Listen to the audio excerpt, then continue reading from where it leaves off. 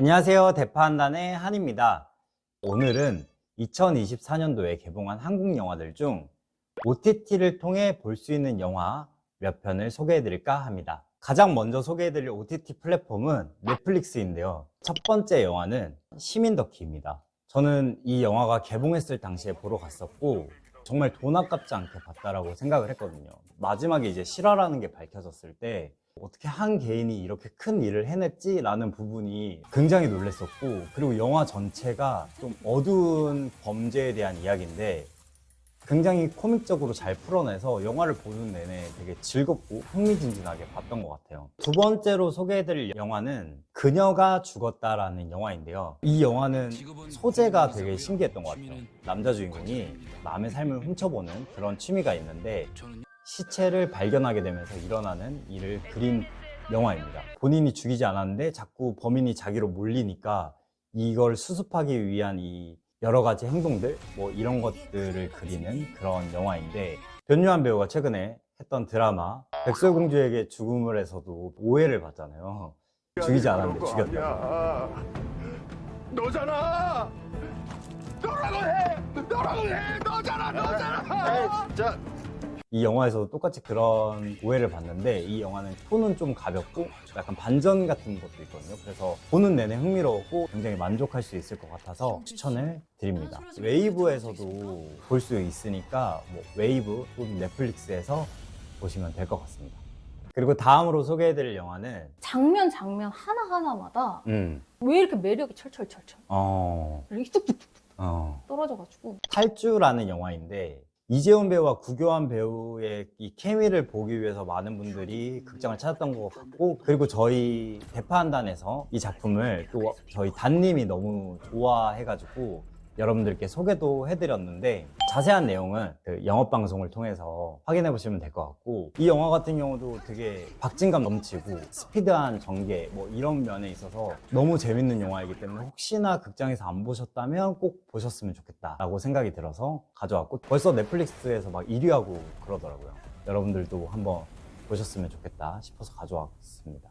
그리고 마지막으로 소개해드릴 영화는 파일럿이라는 영화인데, 사실 이 영화는 극장에서 보고 좀 화가 많이 났던 코미디 영화인데, 솔직히 말하면 그렇게 많이 웃지 않았던 뭐 그런 영화였던 것 같아요. 그리고 이 영화가 성차별이나 젠더 갈등 뭐 이런 이슈를 좀 다루고 있거든요. 근데 그런 부분에 있어서도 엄청나게 섬세하게 다루지 못했다라는 생각?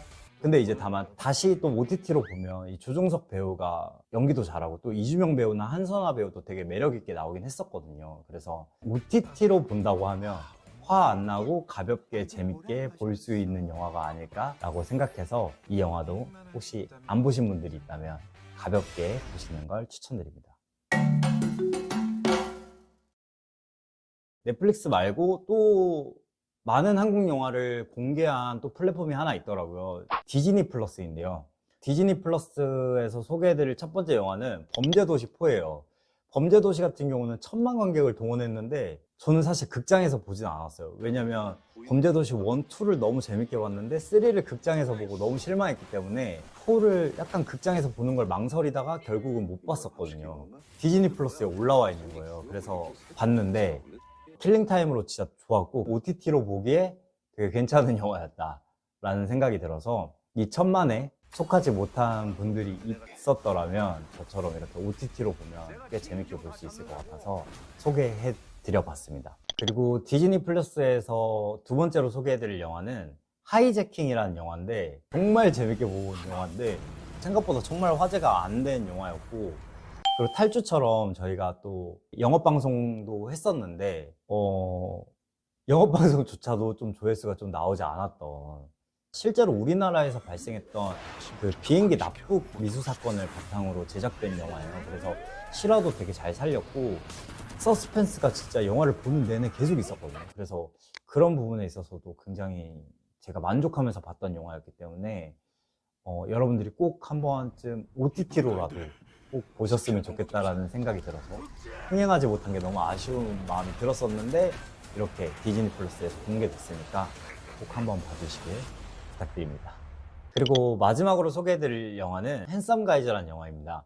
재밌을까? 재밌으면 정말 재밌고 재미없으면 정말 재미없겠다 막 이런 생각을 하면서 이것도 디즈니 플러스에 있어가지고 봤거든요. 장르적으로 코믹으로 시작했다가 이게 중간에 좀 장르가 한번 바뀌거든요. 약간 그런 거에 있어서 약간 당혹함은 좀 있었지만 과장된 상황인데도 되게 실감나고 그리고 꽤 재밌게 봤거든요. 이게 험악한 인상을 가지고 있어 오해를 많이 받는 이 두 남자가 한 시골 마을로 이사하게 됐는데 계속 이 두 사람이 평화롭게 살고 싶어 하는데 불청객들이 막 찾아와요. 근데 불청객들이 찾아와가지고 자꾸 죽어나가요.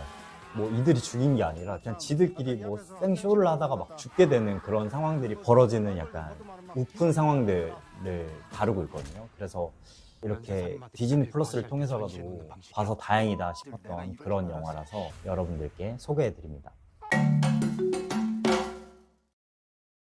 여러분들은 2024년도 한국 영화 중에 어떤 영화를 재밌게 보셨는지, 그리고 또 제가 소개해드리는 영화 중에 어떤 영화가 보고 싶은지 등등에 대해서 댓글로 남겨주시면 또 재밌게 대화 나눌 수 있을 것 같고요. 그럼 오늘 방송은 여기까지 하도록 하겠습니다. 고맙습니다. 안녕.